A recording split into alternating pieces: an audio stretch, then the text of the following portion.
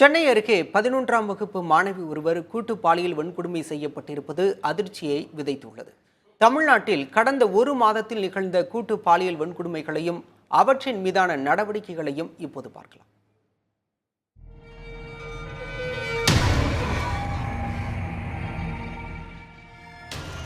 தஞ்சாவூர் மாவட்டத்தில் 23 வயது நிரம்பிய இளம்பெண்ணை 17 வயது சிறுவன் உள்ளிட்ட 6 நபர்கள் கூட்டாக பாலியல் வன்கொடுமை செய்துள்ளனர். இந்த வழக்கில் அனைத்து மகளிர் காவல்துறையினர் 6 நபர்களையும் அடுத்தடுத்து கைது செய்தனர். வன்கொடுமையை இழைத்த அவர்கள் இருசக்கர வாகனங்களில் உலா வந்த சிசிடிவி காட்சிகள் வெளியாகின.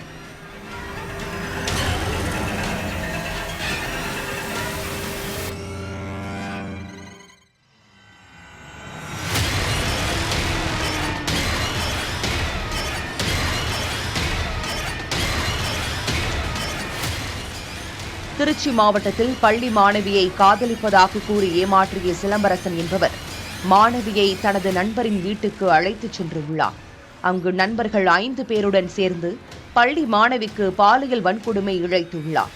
இதை வீடியோ எடுத்து வைத்துக் கொண்ட அவர்கள் பலமுறை மிரட்டி ஆசைக்கு இரையாக்கியுள்ளனர். இதில் கருவுற்ற மாணவிக்கு மாத்திரை கொடுத்து கருக்கலைப்பு செய்திருக்கின்றனர். அமைச்சரின் ஓட்டுநர் என்று கூறி தன்னை மிரட்டுவதாக சிலம்பரசன் மீது காவல்துறையில் புகார் அளித்துள்ளார் பாதிக்கப்பட்ட மாணவி. சிலம்பரசன் அமைச்சரின் ஓட்டுநர் இல்லை என அமைச்சர் தரப்பில் விளக்கமளிக்கப்பட்டது. தஞ்சை மாவட்டத்தில் தனது மகள் வீட்டுக்கு செல்ல பேருந்துக்காக காத்திருந்த 45 வயது பெண்ணை லிப்ட் தருவதாக கூறி இருசக்கர வாகனத்தில் ஏற்றிச் சென்றுள்ளார் பிரவீன் என்ற 32 வயது இளைஞர். பிரவீனும் அவரது நண்பர் ராஜ் கபூரும் அந்த பெண்ணை ஆள் இல்லாத வயல்வெளியில் பாலியல் வன்கொடுமை இழைத்திருக்கின்றனர். இந்த வழக்கில் 2 நபர்களும் கைது செய்யப்பட்டுள்ளனர்.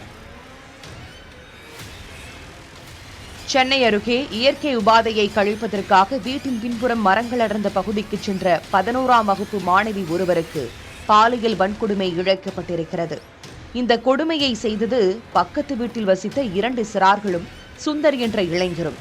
இவர்கள் மூவரும் போக்சோ சட்டத்தின் கீழ் கைது செய்யப்பட்டுள்ளனர்.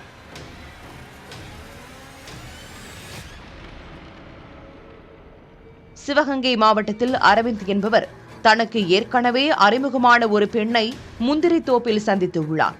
அப்போது அங்கு ஏற்கனவே மது அறிந்து கொண்டிருந்த 6 நபர்கள் அந்த பெண்ணை கூட்டாக பாலியல் வன்கொடுமை செய்திருக்கின்றனர். அரவிந்தை அடித்து உதைத்து உள்ளனர். இந்த வழக்கில் 5 நபர்கள் கைது செய்யப்பட்டுள்ளனர்.